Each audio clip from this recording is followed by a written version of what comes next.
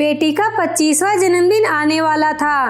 पिता को अपनी बेटी की काफी चिंता थी क्योंकि उनकी बेटी आजकल काफी डिप्रेस्ड रहने लगी थी।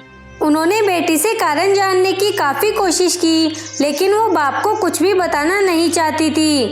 बाप कुछ भी करके अपनी बेटी को डिप्रेशन से बाहर लाना चाहता था। उन्होंने उस हर जगह की मुलाकात की जहां उसकी बेटी ज्यादा समय बिताया करती थी और वहां के लोगों से पता किया कि आखिर उसके जीवन में क्या चल रहा है। पिता को इस बात की जानकारी हुई कि उसकी बेटी जहां पर काम करती थी वहां उसके ऊपरी अधिकारी उसके काम में अक्सर गलतियां निकालते रहते थे और उसे डिमोटिवेट करते रहते थे। पिता होने के नाते अपनी बेटी की ऐसी दशा देखकर उन्हें बहुत दुख हुआ, लेकिन उन्होंने ठान लिया कि वह अपनी बेटी की परिस्थिति को बदल कर रहेंगे।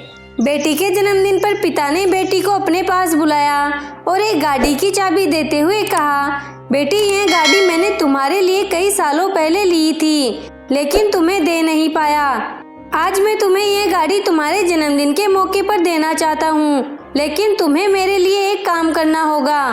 बेटी ने पिता की बात मानते हुए कहा कि बोलिए मुझे क्या करना है। पिता ने बेटी से कहा कि इस गाड़ी को लो और इसे भंगार वाले के पास जाकर इसकी कीमत पता कराओ। पिता के कहे अनुसार बेटी भंगार वाले के पास गई और उसने गाड़ी की कीमत पूछी और अपने पिता के पास वापस आ गई। पिता के पूछने पर बेटी ने उन्हें बताया कि भंगार वाले के मुताबिक यह गाड़ी काफी पुरानी है और कई जगह से जंग खा चुकी है, इसलिए वह उसके 10,000 देगा।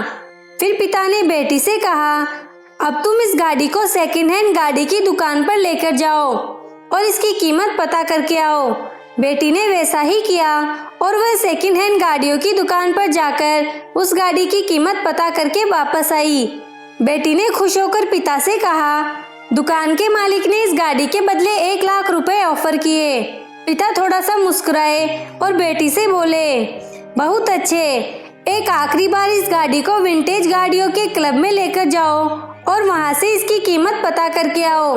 बेटी भी अब उत्साहित थी यह जानने के लिए कि इस गाड़ी की कीमत वहां पर कितनी आकी जाएगी। कार क्लब से वापस लौटी बेटी आश्चर्यचकित थी।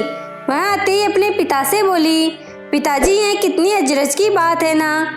जिस गाड़ी को भंगार वाला 10,000 का बोल रहा था, उसी गाड़ी को खरीदने के लिए कार क्लब के लोग बोलियां लगाने के लिए तैयार थे।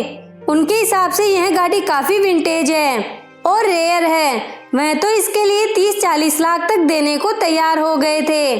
पिता ने अपनी बेटी के कंधों पर हाथ रखा और बोले, बेटी यही सब हम मनुष्यों के साथ भी होता है। अगर हम गलत जगह पर होते हैं तो हमारी कीमत कम आकी जाती है। हमें वह पोजीशन, वह इज्जत नहीं मिलती जो हम डिजर्व करते हैं। इसलिए जब भी कभी हमें लगे कि हम में कोई कमी है तो एक बार ऐसा जरूर सोचना कि हो सकता है हम गलत जगह पर हो। जब हमें हमारी सही जगह मिल जाती है तो हम वहाँ बहुत अच्छा काम कर पाते हैं और लोगों से हमें अच्छा इंप्रेशन भी मिलता है। बेटी को अपने पापा की बात बहुत अच्छे से समझ में आ गई। बेटी ने अपने बाप को गले से लगा लिया। उसकी आंखों में आंसू थे। वह बोली, पिताजी आपने मेरे मन का बहुत बड़ा बोझ हल्का कर दिया, वरना मैं यही सोच सोच कर दुखी रहती कि मुझ में ही कुछ कमी है और मैं किसी काबिल नहीं हूँ।